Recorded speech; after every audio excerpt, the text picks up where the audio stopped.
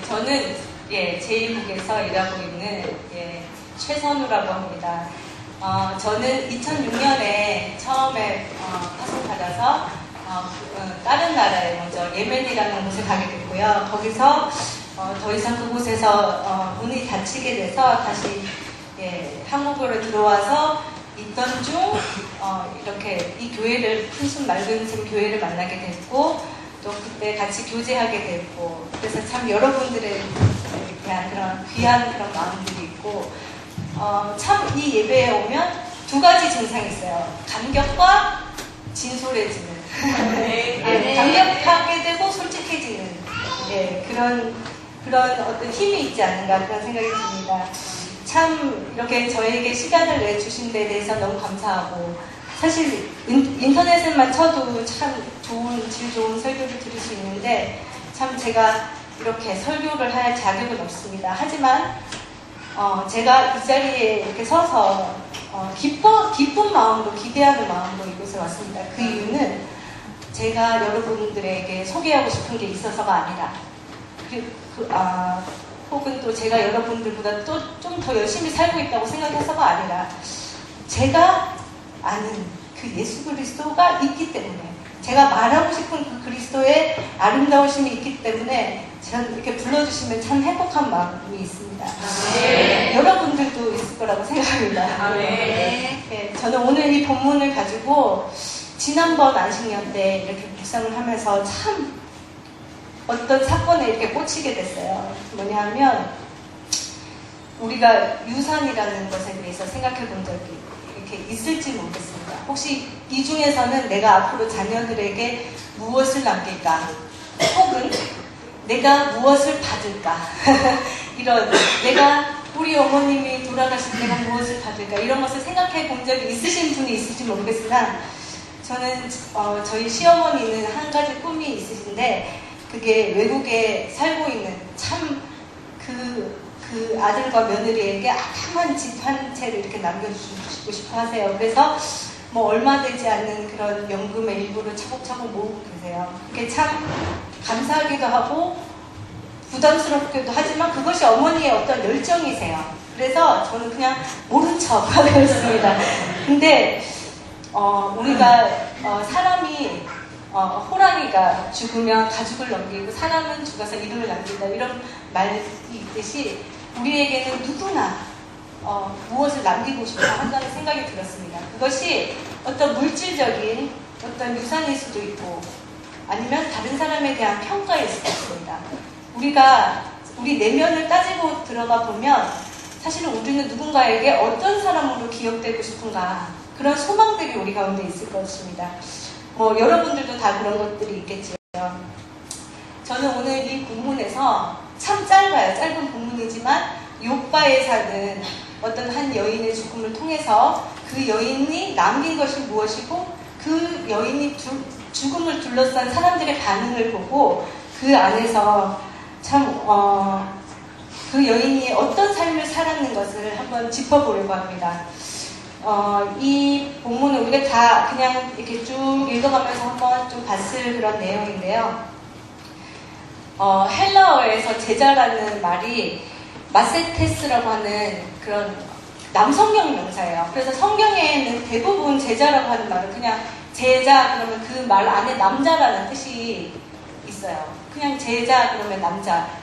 우리가 군인 그러면 여군을 생각하기보다는 남자 군인들을 생각하잖아요. 그런 것처럼 그런 말인데 이 과부, 이 다비다라고도 하고 도르가라고 하는 이 과부는 마세트리아라고 여제자라고 이렇게 번역해놨어요. 그런 것으로 봐서 이 여인이 다른 어떤 그런 사람들과 다른 어떤 구제를 하는 다른 집사님들하고는 다른 삶을 살고 있었다는 것을 우리가 생각할 수도 있습니다. 아마 구제와 선행을 하는 것에 굉장히 헌신되어 있고 독보적이고 그래서 잘 알려진 어떤 여성일 거라고 생각합니다. 그래서 이 여인이 결국 다른 과부들에게 많은 옷을 지어줬기 때문에 그냥 어떤 사람들은 이 여인이 옷을 만드는 사람일 것이다. 혹은 아주 부자였을 것이다. 이런 가설이 있어요. 하지만 저는 뭐 그것이 굉장히 중요하지도 않고 알 수도 없는 것이고, 우리가 성경에서 이 말씀에서 볼 때 이 여인의 죽음을 대하는 사람들의 그런 태도를 한번 봤으면 좋겠어요. 그래서 이 여인이 어떤 삶을 살고 갔을까 우리가 그걸 추측해서는 볼 수 있을 것 같아요.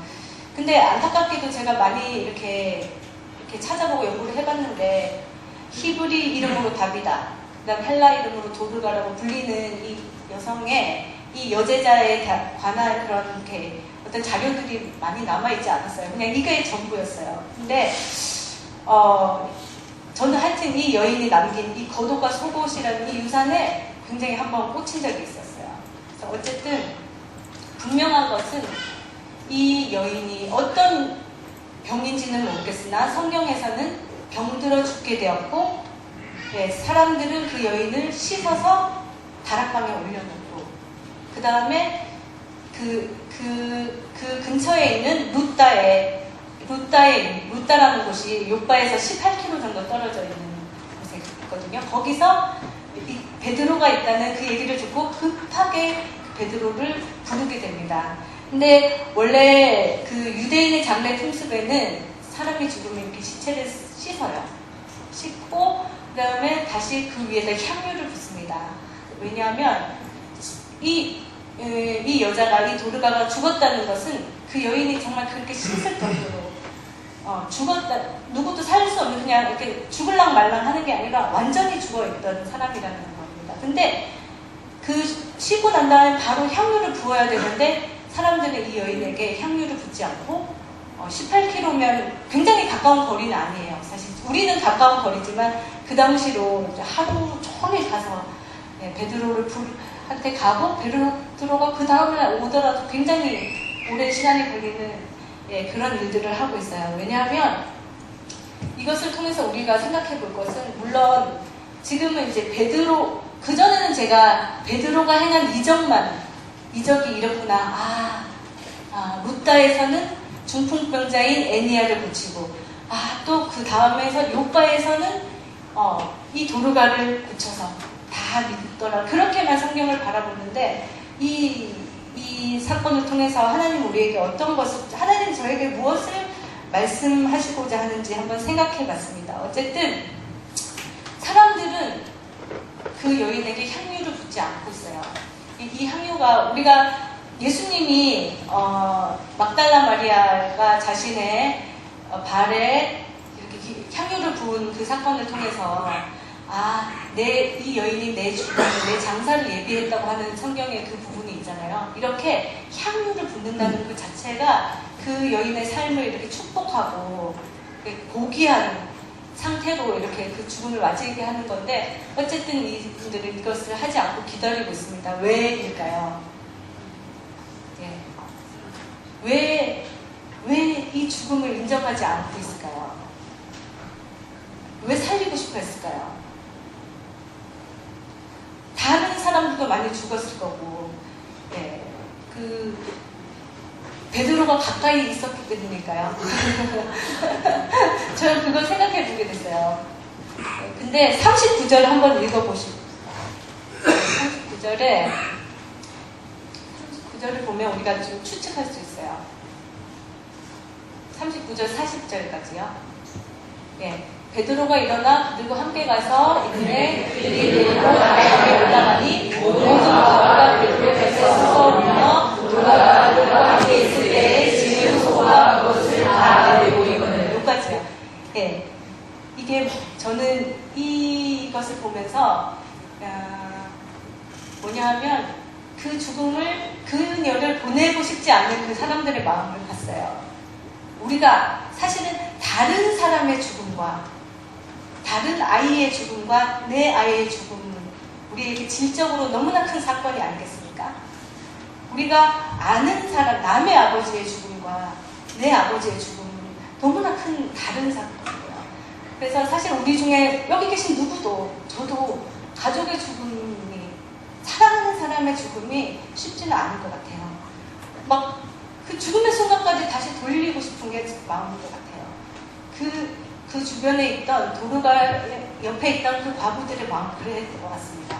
왜냐하면 향유를 뿌리지 않고 인정할 수 없이 살릴 수 있으면 살리고 싶었던 그런 마음인 것 같아요. 그래서 그 여인을 사람들이 사랑했을 것 같고, 그것은 그 여인들이 사랑을 받았다는 증거가 되는 것입니다. 너무 당연한 거죠. 당연한 건데, 어쨌든 여기서 중요한 것은 이 도르가가 함께 있을 때 생전에 다른 과부들과 함께 지은 옷, 속옷과 겉옷, 것을 이렇게 보여줬어요. 그게 뭐 일부러 들고 온 걸 수도 있고, 장례식장에 들고 온 걸 수도 있고, 저는 그냥 입고 있었다고 생각됩니다. 왜냐하면 과부들은 그 당시에 그 당대 과부들은 옷이 많을 수가 없어요. 그냥 그 여인들이 항상 지니고 있었던 그 옷을 이렇게 보여줬을 것 같아요.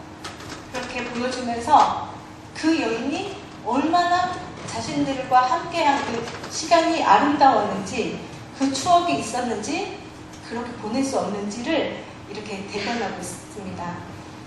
자, 저는 그래서 결국은 이 도르가라는 여인이 다른 것이 아니라 자신의 삶을 다른 사람들과 나눈 것 같아요. 그냥 뭐 옷을, 그러니까 제가 생각할 때는 부유한 사람이라서 옷을 나눠준 것이 아니라, 또 옷을 만드는 사람이라서 옷이 많아서 옷을 준 것이 아니라, 제가 선교사로 사역자로 이렇게 지내다 보면 정말 가진 게 많은 사람, 베풀 게 많은 사람들이 그렇게 그 안에서 뭔가 나오지 않는 걸 정말 많이 경험합니다. 받기도 민망한 것을 가지고 와서 나누는 그런 상황이 많이 있는데, 어쨌든 이 여인은 그와 함께한 다른 사람에게는 이렇게 그녀가 남기고 간 유산이 있었어요. 그것이 뭐냐 하면 겉옷과 속옷, 그리고 함께한 시간, 그리고 그 사랑했던 시간들, 그것들이 이들에게는 정말 너무나 중요한 사건이었던 것 같습니다. 저는 복음은 이렇게 삶을 나누면서 전해질 때 가장 효과적이라고 생각하는 사람 중에 한 사람입니다. 그저 그냥 이렇게 말로, 아니요, 말도 위대합니다. 말도 그 안에 성령이 함께 하시면 정말 놀라운 일들을 할 수 있고, 우리가 그때 적대에 하나님의 말씀을 전할 수 있는 사람이 되면 굉장히 훌륭하지만, 그렇지만 사람들이 이해하는 그 복음은 삶으로 전해질 때 정말 가장 큰 능력이 있다고 생각됩니다. 제가 처음에 예멘에 있을 때, 지난번에도 제가 한번 나눈 적이 있어요. 제가 소녀원, 여자 아이들이 이렇게 갇혀져 있는 그 소녀원에 같이 이렇게 가서 이렇게 뭐 영어도 가르쳐주고 게임도 하고 이런 사역을 했었는데, 그때 저희가 싱글 자매들하고 같이 다녔어요. 싱글로 그 예멘에서 온 자매들과 함께 다녔는데, 그 사역을 굉장히 헌신적으로 열심히 했어요. 저보다도 더. 근데 그 소녀원에 수감되어 있는 아이들은 8살 뭐 이런 나이에부터 25살까지. 그래서 뭐 한국에 있는 그런 것처럼 그런 게 아니라 오히려 이렇게 성폭력 피해자들, 그리고 남편에 의해서 폭행당했는데 남편이 고소해서 오히려 그렇게 온 사람들, 아니면 아주 가난해서 길거리에 버려진 아이들, 이런 아이들이 와서 그냥 그 시간을 지냅니다. 그리고 그 안에서 이렇게 임신해서 온 아이들도 있어요. 아빠가 누구인지도 모르는. 그래서 근데 그 아이들이 오히려 그곳이 더 안전하다고 생각했는지 거기서 아기 낳고 사는 것을 되게 좋아했었습니다.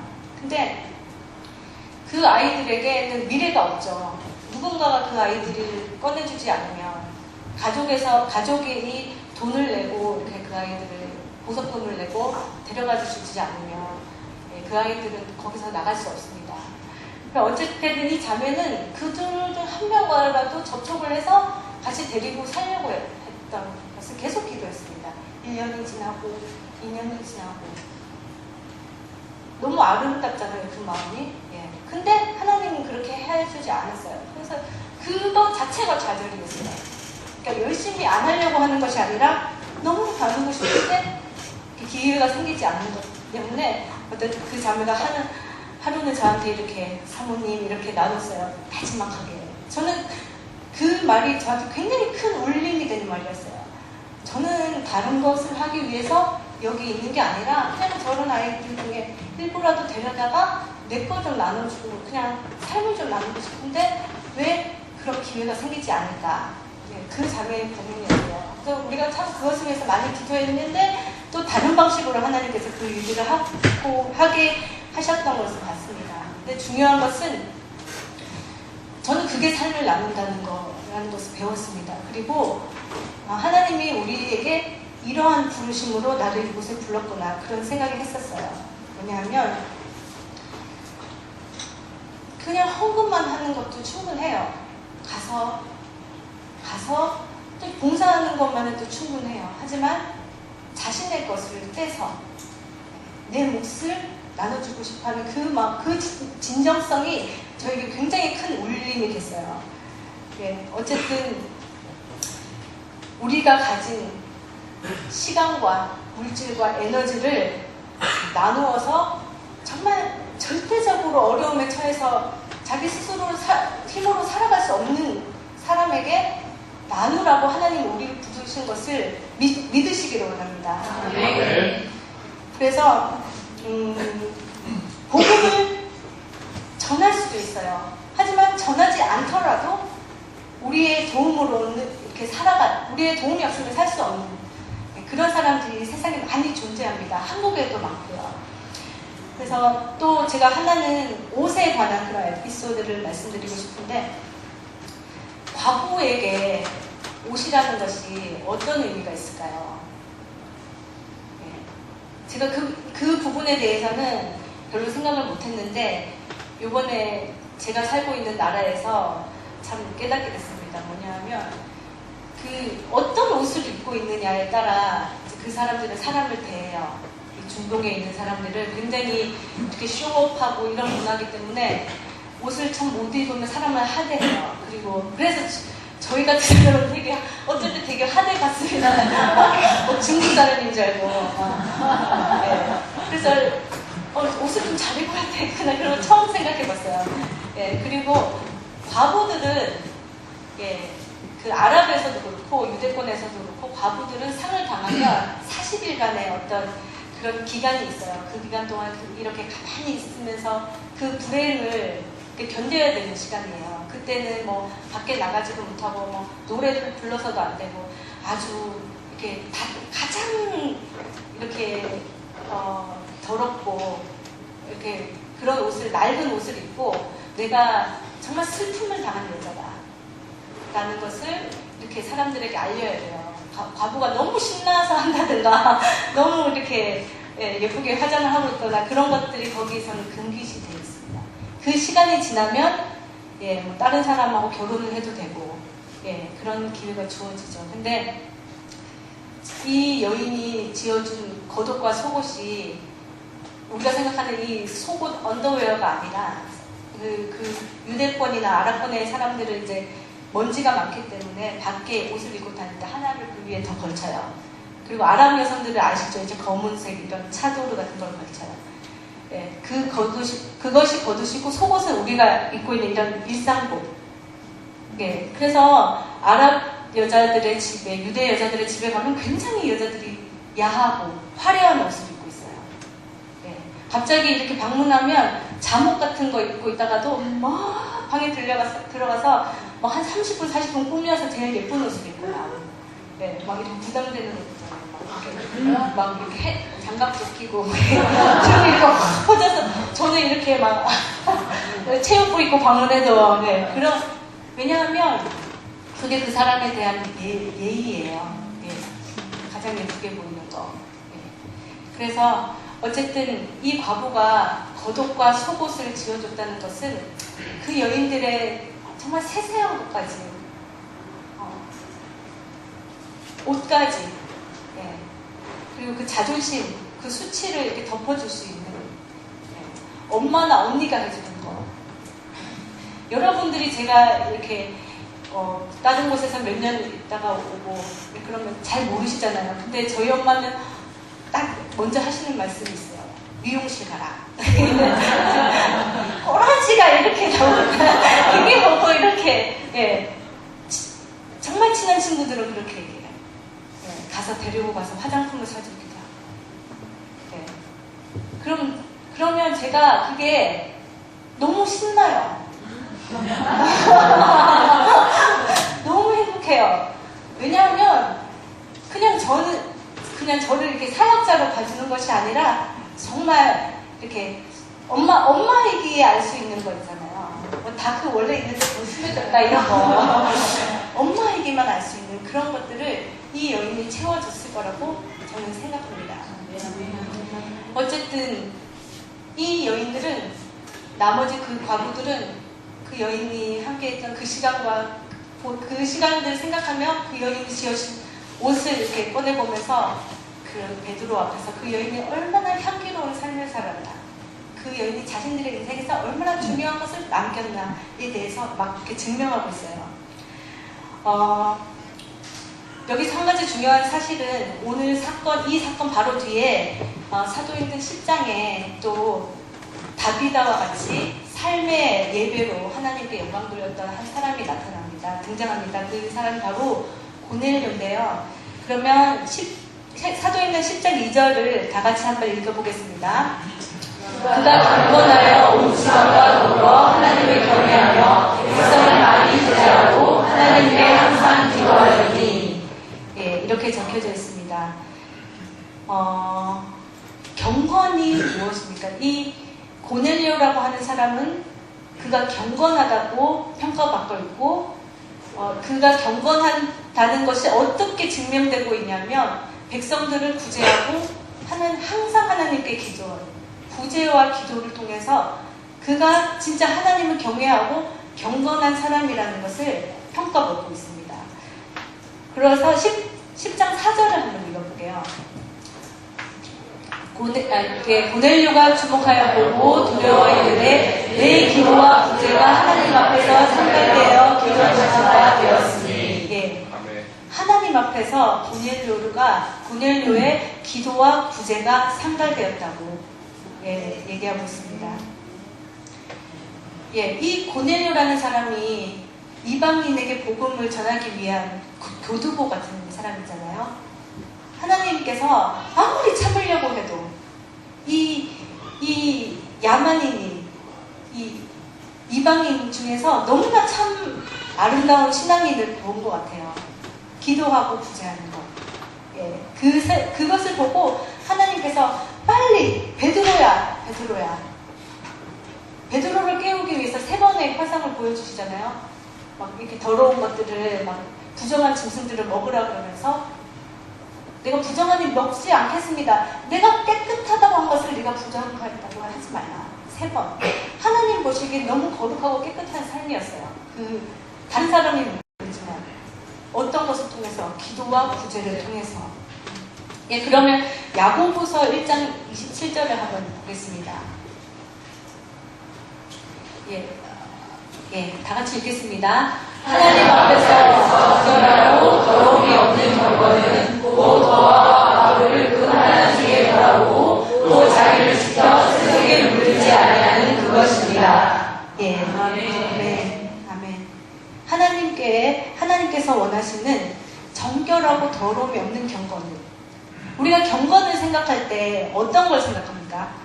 우리가 경건을 생각하면 교회에 열심히 나가고 성경도 많이 알고 있고 입에서 항상 찬양이 나오고, 네, 우리 다른 사람을 위로하고 이런 것 같지만 굉장히 그 안에 다른 사람을 돌아보는 것이 나오고, 예, 고아와 과부를 그 환난 중에서 돌아보고 또 자기를 지키고, 동사를 보면요, 돌아보고 지키는 이 경건은 그냥 이렇게 말씀 안에서 이렇게 말씀 암송한 그런 것이 아니라 굉장히 이렇게 행동해야 되는 것이고 구체적인 것입니다.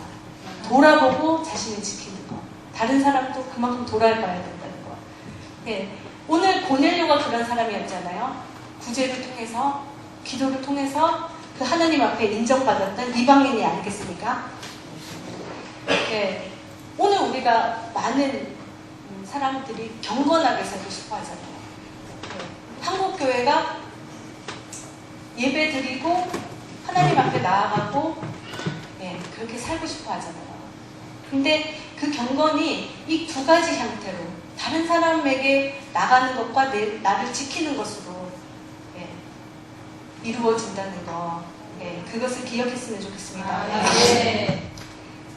오늘 우리는 짧지만 유대인이었고 그 유대인 여자 중에서는 참 드물게 여제자라고 평가된 어떤 여인의 죽음을 통해서 그 여인이 남긴 유산, 그것이 성경에서는 겉옷과 속옷이라고 얘기하고 있지만 우리가 봤을 때는, 우리가 느끼기에는 그 여인의 삶, 그 나누었던 시간들, 추억들, 격려와 위로, 그것이 얼마나 값지고 위대한 것으로 다른 사람들이 받아들였는지, 그것 때문에 그 여인의 죽음을 사람들은 받아들이지 않았고 베드로를 불렀고, 베드로는 그 여인에게서 와서 고치려 줍니다. 그리고 그 다비다가 깨어났을 때 온 요바가 다 예수님을 믿고 따르더라, 이런 말씀을, 이런 결과들을 우리가 보게 됩니다. 그리고 과부들은 어떻게 됐을까요? 그 울던 과부들. 전 그런 생각도 해봤습니다. 이 과부들은 어떻게 됐을까? 또 다른 도르가와 다비다처럼 돼서 자신의 것을 또 나누어졌을 것 같습니다. 그것이 하나님께서 우리에게 주신 그런 성경의 원리들이고, 우리의 유산입니다. 오늘 우리 메시지 통해서 저는 이렇게 두 가지를 생각해봤습니다. 첫째는, 우리는 교회 밖에서 어떤 대가나 목적도 없이 우리가 가진 시간과 물질과 에너지를 나눌 사람들을 좀 발견해야 되겠습니다. 그리고 저는 제가 생각하기로는 여기 계신 여러분들께서는 훨씬 더 다른 교회 분들보다 거기에 헌신되어 있고 많이 그렇게 하시는 걸로 알고 있습니다. 많은 것을 나누고, 그리고 이웃과 항상 내가 어떤 나가서 할 일들을 생각하고 계실 거라고 생각합니다. 하지만 사실은 우리가 가진 에너지와 물질이 한계가 있잖아요. 그건 항상 한계가 있는 거기 때문에 우리가 남는 것으로 하려고 하면 할 수 없어요. 시간은 항상 부족하지 않습니까? 주부 여러분, 항상 생활비는 부족하지 않습니까? 200이 들어오든 300이 들어오든 뭐 더 들어오든 항상 재정은 부족하게 되어 있습니다. 놀라운 일이죠. 이런 얘기를 하면 여자분들 막 이렇게 그렇기 때문에 우리는 뭔가를 좀 구별해야 돼요. 내 삶을 나눌 수 있는 재정도 마찬가지입니다. 힘도 마찬가지예요. 저는 사실 그런 저는 정말 별로 이렇게 체력이 좋지 않아서 내가 하루에 할 수 있는 일을 생각해야면서 일해야 돼요. 그래서 내가 현지인을 더 섬기기 위해는 저는 한국 사람들을 좀 덜 만나야 됩니다. 내가 현지인들에게 더 만나기 위해서는 한국 사람들 모여서 막 놀고 막 밥 먹고 또 가서 챙겨주고 그런 거 좀 덜 해야 됩니다. 그래서 저는 좀 외진 곳으로 이사를 갔어요. 그래서 어쨌든 근데 중요한 것은 우리의 이 아름다운 마음, 이 여인이 행한 그것 자체가 복음 아니겠습니까? 예수 그리스도의 삶 아니겠습니까? 그것은 이 교회 안에서 굉장히 큰 영향력이 있는 것이 아니라, 물론 교회 안에서 이렇게 예배 드릴 때 너무 행복합니다. 저는 막 찬양만 하면 자꾸 눈물이 나서 어쩔 줄 몰라요. 그런데 믿지 않는 사람들이 있는 곳에 갔을 때, 도저히 우리가 이해할 수 없는 사람들이 갔을 때 그 복음의 능력과 그 아름다움이 빛이 됩니다. 하나님은 그 복음을 그렇게 사용하시기를 원한다는 생각이 들었습니다. 우리가 모이는 것에 굉장히 힘써야 되지만 우리 삶의 자리에서 우리가 만나는 사람들을 통해서 이웃이 될 수도 있고, 좀 어려운 사람이 될 수도 있고, 뭐 시어머니가 될 수도 있고, 이런 사람들에게 남길 것들이 전해야 될 것이 분명히 있습니다. 저는 그런 면에서 저보다 여러분들이 더 기회가 많을 것 같습니다. 저는 이렇게 살다 보니까 어느 순간에 다 믿지 않는 사람들을 만나기 굉장히 더 어려워졌어요. 이렇게 한국에 와도 어느 순간에 이렇게 교회를 찾아가지고 교회들에 들어가게 되고, 예, 저희 부모님이나 이렇게 다 믿게 되셨어요. 예, 감사한 일이죠. 하지만 이렇게 불신자들과 만나고 접촉할 수 있는 기회가 너무 적어졌어요. 그래서 그쪽으로 갔잖아요. 가서도 굉장히 어렵습니다. 왜냐하면 말부터 배워야 되니까. 예, 막 그 아랍어를 배워서 애기들이 쓰는 말로 그 사람들하고 이렇게 앉아있고, 막, 예, 제가 3시간에 있다 하더라도 내가 하고 싶은 말을 잘 못해요. 근데 여러분들은 다 하실 수 있지 않습니까? 내가 그들과 함께 나누고 적어도 내 마음을 전할 수 있는 언어로 전할 수 있는 능력이 있고, 예, 그런 기회들이 저보다 더 많은 것을 축복이라고 생각하셨으면 좋겠습니다. 네. 저는 이제 기독교가 한국에서 기독교가 뭐 몰라서 못 믿는 사람 없잖아요. 그래서 우리의 그 복음의 참됨과 그 진실성을 이제 우리가 변증해야 돼요. 무엇으로요? 삶으로. 네. 남들이 할 수 없는 것, 네. 막 나눌 수 없는 것을 나누고, 네. 보여줄 수 없는 그 사람이 보여져서 누가 뭐라 하지 않더라도, 네. 사람들이 교회가 어떤지, 네. 복음의 위대함과, 네. 그 절대적인 그런 능력이 어떤지 알 수 있어야 된다고 생각합니다. 제가 만약에 여기서 내 자녀가 잘 되는 법 이렇게 하면서 이렇게 서울대 가는 법 예수를 믿으면 다 잘 됩니다. 정말 우리가 그렇게 한다고 하면 다 예수 믿지 않겠습니까? 사실.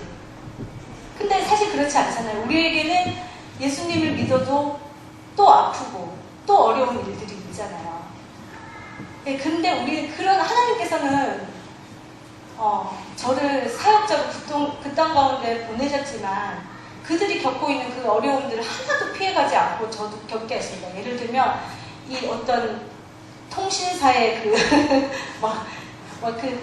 예를 들면 인터넷이 안 되고 그 답답함을 현지인들이 겪듯이 저는 좀 빨라졌으면 좋겠는데 내가 보내드리고 되게 중요한 건데 그래서 저도 그냥 느려서 결국 연락이 안 되거나, 예. 그리고 불합리한 일들 굉장히 많이 당하고, 예.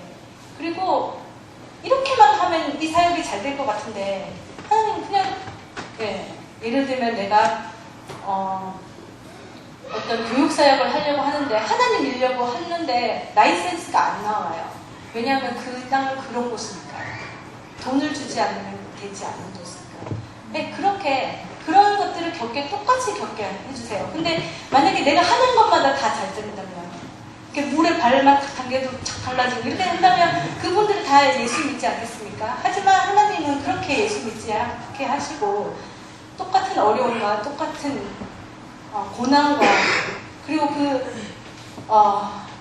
참 그 없는 거 있지 않습니까? 네, 재정의 어려움 같은 걸 겪게 하세요.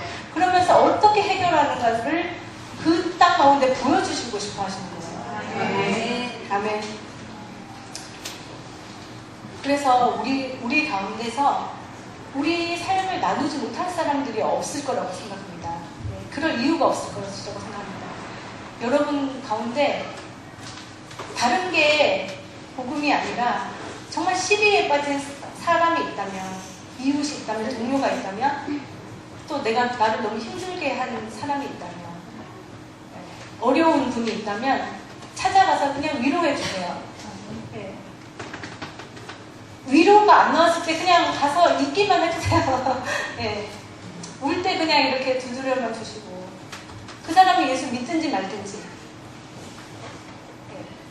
그때 그 분들이 받은 것은 이 다른 과부들의 그런 받은 거독과 소고처럼 여러분들에게서 삶을 바꿀 수 있는 해답을 발견할 거라고 생각합니다. 네. 네. 그냥 우리가 알지도 못하는 사람들을 이렇게 섬기고 사랑하고 성경 헌금하는 것도 중요하지만 내가 안고 만질 수 있는 그분들에게 그냥 그분들과 시간을 같이 보내는 것 정말 중요하다고 생각합니다. 네.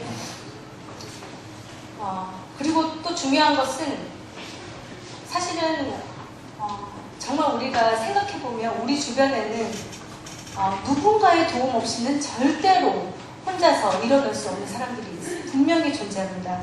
제가 지금 있는 나라에 가서 이제 언어를 공부하고 이렇게 기다렸어요. 하나님께서 제게 어떤 일들을 맡길까. 그 기다림 속에서 정말 지난번에 사역했던 그 나라들이 그리웠어요. 나라 사람들이 그리웠어요. 왜냐하면 별로 지금 있는 이 나라의 사람들은 뭔가 필요해 보이지 않았어요. 그리고 이렇게 내가 다가가면 이렇게 뭔가 친구로 이렇게 받아주기보다는 이렇게 이해관계가 너무나 확실해서 저는 그저 5분만 말하면 친구가 되는 옛날에 살던 그 나라가 너무 그리웠어요. 네. 그래서 항상 돌아가고 싶어서 새벽마다 그 사람들을 위해서 많이 기도하면서 눈물을 흘렸어요. 하지만 살다 보니까 하나님께서 또 다른 이런 그룹들을 보게 하셨어요. 그게 뭐냐면 그 시리아 사람들이었어요.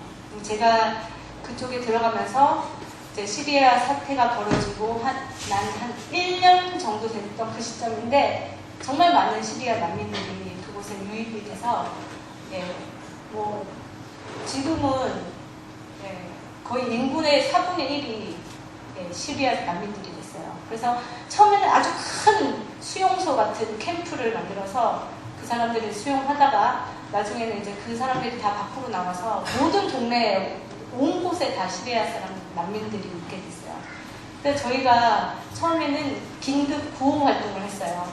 쌀 갖다 주고 또 이렇게 뭐 살 수 있도록 이렇게 매트리스 같은 거 주고 그 다음에 한 달에 한 번씩 이렇게 방문하면서 먹을 것과 정말 필요한 뭐 기저귀 같은 것을 갖다 주는 일을 했어요. 근데 이 긴급 구호라는 이렇게 난민들이 발생했을 때 이 긴급 구호는 한 1년 만에 끝이 나거든요. 물자도 그렇고 재정도 그렇고 그래서 계속 방문하면서 굉장히 어려움을 느꼈어요. 왜냐하면 이분들이 우리에게 원하는 거 분명해요. 뭐 하나라도 더 얻어내는 게 그게 능력이죠. 그래서 브로커들도 생겨요. 어디 가서는 뭘 받고 기독교에서는 뭘 받고 저기 이슬람에는 뭘 받고 저기 캐톨릭 가서는 뭘 받고 그래서 아주 열심히 복음 전함에 아멘 하고 또 다음 주에 가서는 또 이슬람 가고 이렇게 그래서 제가 그냥 이렇게 방문해서 이렇게 만나다 보면 아무리 내가 진실한 얘기를 해도 이 사람들이 그래서 기저귀는 왜 중형으로 가져왔냐고 이렇게 얘기해요. 그래 다음에는 소형 가져올게. 근데 니네 나라가 뭐 이렇게 얘기하면 근데 왜 중형으로 가져왔냐고 2시간 동안 기저귀 얘기만 하다가 이게 아니라는 생각이 들었어요. 뭐냐면 근데 그치만 그분들에게 그건 너무 필요한 거예요. 배고파 죽는 사람이 있으면 줘야 되는 거 아니겠습니까? 그 긴급 구호의 그 시기가 끝나고 이 사람 정착된 사람들에게 우리가 어떤 일을 할까 보니까 집집마다 아이들이 10명씩 되는 거예요. 평균. 그 와중에 지금 전쟁이 4년째 되니까 뭐 둘째 셋째 전쟁 이후에 난 애만 해도 4명이 돼. 그래서 그 아이들이 밖으로 못 나가. 그래서 그 아이들이 집에만 이렇게 있어야 되는. 그래서 제가 그 아이들을 위한 교육 프로그램을 생각해서 그걸 했어요. 그래서 한 지역에 가서 매주 가서 뭐 태권도, 영어, 뭐 그리고 게임, 뭐 신체 활동, 그다음 이런 미술 이런 것들을 했는데 이제 어느 순간에 정말 그 아이들이 변하게 되고 또 그 부모들도 이렇게 아이의 미래를 생각하고 우리와 이제 같이 소통을 하기 시작했는데 그 일을 이제 어떤 보안적인 문제 때문에 정보국에서 너희들이 한 번만 그 얘기를 한 다음에 너희는 추방이고 여기 있는 한국 어떤 큰 단체들 다 뽑아내 버릴 것이다 이렇게 돼서 저희가 그 일들을 다시 하지 않기로 결정하고 또 기다렸어요. 그래서 하나님께서 저에게 저 아이들을 섬기라고 하셨는데 저희는 뭐 그냥 계속 먹는 거 가져다 주는 것으로 저들이 변할 수 없는데 가치를 변화하고 삶을 나누고 그들을 만지고 안고 느끼게 해야 되는데 그렇게 할 수 있는 곳이 없어요.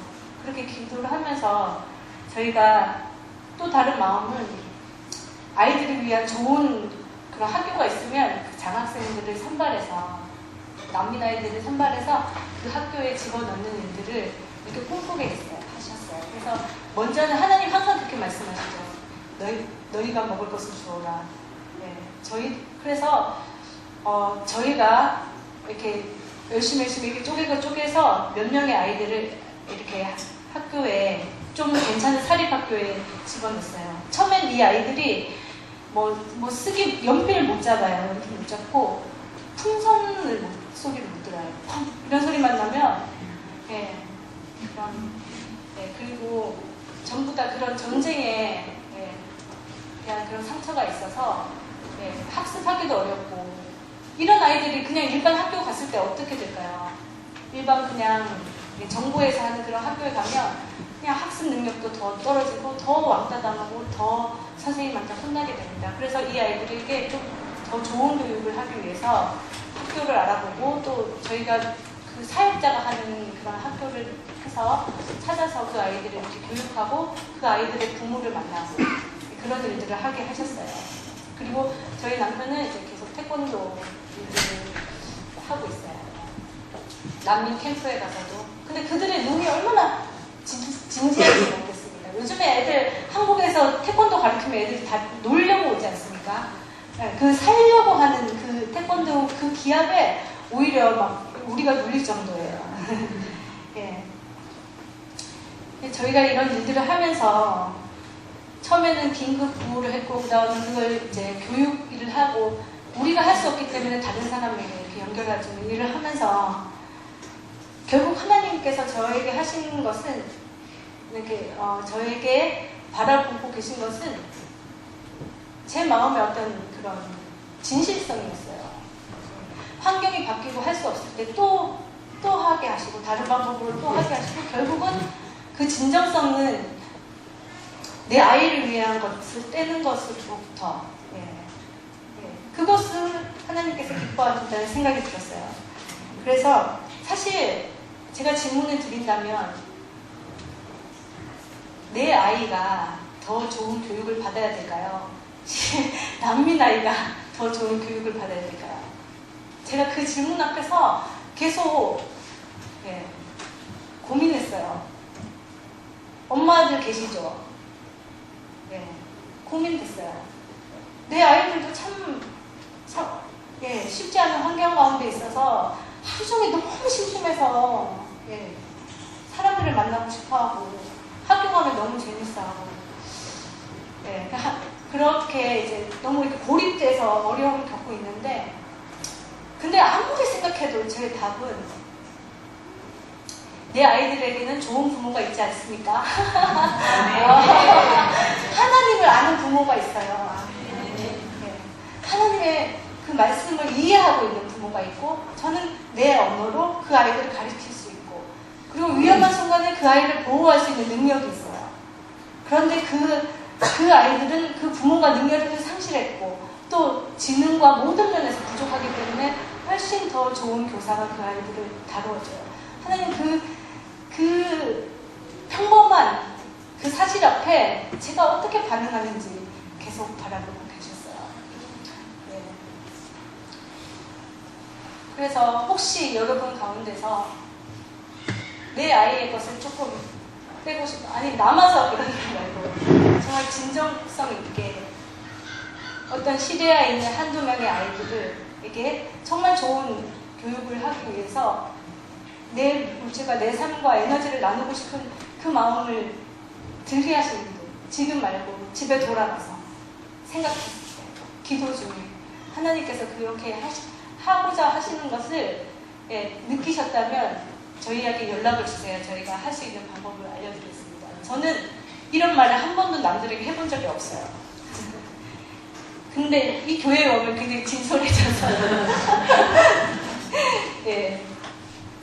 그리고 저희들은 그 채워지는 데까지만 합니다.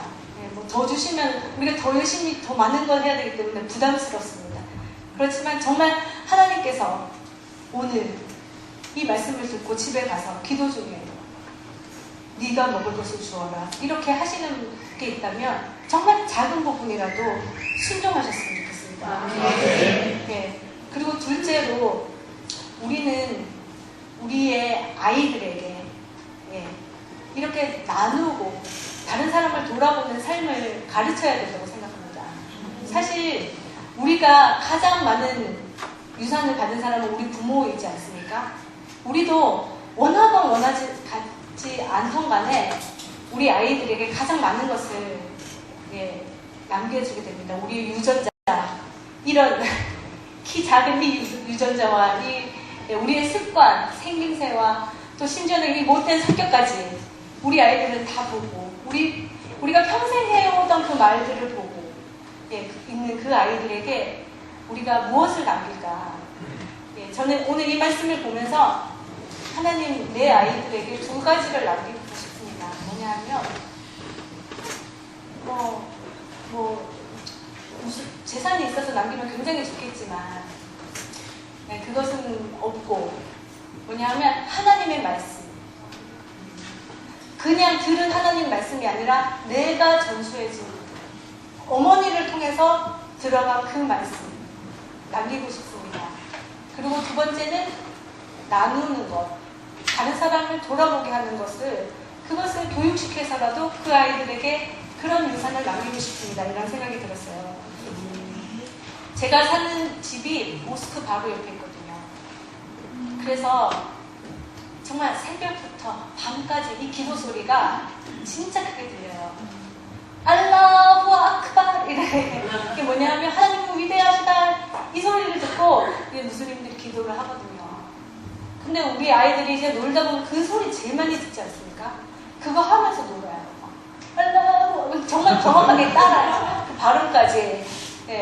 그러고 노는 걸 보고 다른 분들이 막 와서 걱정했습니다. 어머 쟤들 어떡해. 그거 하지 마. 그거 하면 나쁜 거야. 그거 하면 하나님 안 믿는 우상 섬기는 사람들 하는 거야. 너희 하지 마. 이렇게 얘기했어요. 나쁜 사람들이 하는 거야. 아이들이 겁먹기 시작했어요.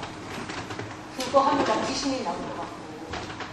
그 소리 들을 때마다 와서 울기 시작했어요. 근데 저는 그렇게 나쁜 소리가 들리지 않았어요. 처음부터.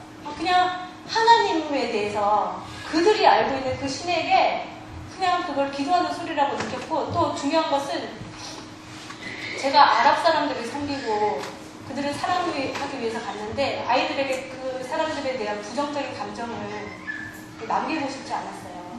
그래서 저는 그 모스크에는 귀신이 있는 것도 아니고 그 아랍 사람들도 우리처럼 하나님을 섬기는데 굉장히 잘못된 방법으로 섬기고 있기 때문에 우리가 그들을 더 섬겨야 된다. 알게 가르쳐줘야 된다. 삶으로. 이렇게 얘기하면서 다른 것을 했어요. 그들에 대한 어떤 거부감을 심어주기보다는 하나님의 말씀을 전수하자. 그래서 이 말씀을 하루에 한 절씩 외우게 했어요. 저녁 되면. 그들이 저녁 기도 소리 되면 나도 자 마태복음 5장부터 예수께서 산에 오르시니 입을 열어 가라사대 심령이 가난한 애들 무슨 뜻인지 몰라요. 엄마 심령이 뭐야? 애통이 뭐야? 몰라요. 그래도 이 아이들의 그 입술과 마음과 이 가슴 속에 남아있게 그것을 그냥 암송하게.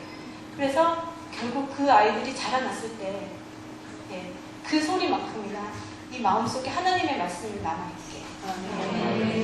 우리가 다른 사람들을 대적할 때 악에게 대적할 때 그거 별로 그렇게 신경 쓸 필요 없어요. 왜냐하면 하나님이 이미 이기는 전쟁 아닙니까?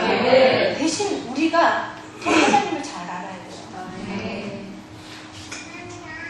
하나님은 결국 아랍 사람들이 돌아오지 않는 것 때문에 막 마음 아파하시고 그러지 않으시고 오히려 하나님을 아는 내가 마치 하나님을 모르는 사람처럼 무지하게 행동할 때 하나님 사랑을 외면하고 나를 고치시려고 하는데 아픈 마음을 가지고 살아갈 때 하나님은 너무 아파하셨어요. 저를 부르시고 내가 저 사람들을 위해서 너를 부른 것이 아니라 너를 위해서 난 존재한다. 여기서도 하나님을 알고 있고 말씀을 알고 있는 그 하나님의 사람들이 하나님을 모르는 것이 하나님의 아픔이네요. 그래서 우리는 어떤 방식으로도 우리 자녀들에게 하나님의 말씀과 또 하나님의 말씀과 기도는 경건의 한 부분이죠. 나머지 부분 나누고 절대적으로 어려운 사람들에게 내 것을 나누어서 주는 것, 그들에게 헌신되는 것. 하나님 우리의 달란트를 하나님 나라를 위해서 사용하는 것을 어릴 때부터 가르쳐야 된다는 생각이 듭니다. 예, 제가 얼마 전에 거기 그 선교지에서도 참 이렇게 요즘은 잘 돼 있어서 드라마를 하나 봤어요. 응사. 네, 그걸 봤습니다. 보면서 뭐 다 보지 못했어요. 띄엄띄엄 보다가 마지막 나레이션이 뭐 그렇게 사람들 은혜를 받았다고 해서 저도 봤어요. 우리도 제가 딱 그 세대거든요. 그래서 우리도 누군가의 첫사랑이었고 신인류였으면 이렇게 참 보면서 그 아줌마들이 그렇게 많이 은혜를 받았다고. 네, 보면서 저는 그걸 보면서 한 가지 느꼈어요. 우리에게는 그 가장 예쁘고 찬란했던 그 20대보다 더 찬란하게 없어지지 않는 유산이 있어요.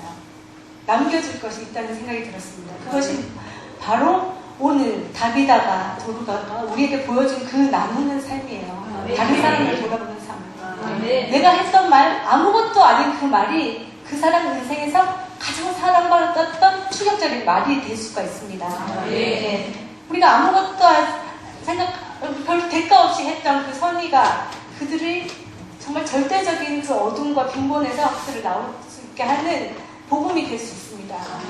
복음을 이해할 수 있게 하는 그런 어떤 에너지가 될 수 있습니다. 그래서 결론적으로는 그런 우리에게 간절히 어떤 걸 남기고 싶어하는 그 유산이 있을 때는 우리가 우리의 삶을 구별해서 모을 것은 모으고 쓸 것은 쓰고 나의 시간도 이만큼 남기고 이렇게 선택하고 결정해서 살아야 되고 또 포기하는 것은 과감하게 포기할 수 있어야 된다고 생각합니다. 우리가 오늘 좀 이렇게 기도했으면 좋겠습니다.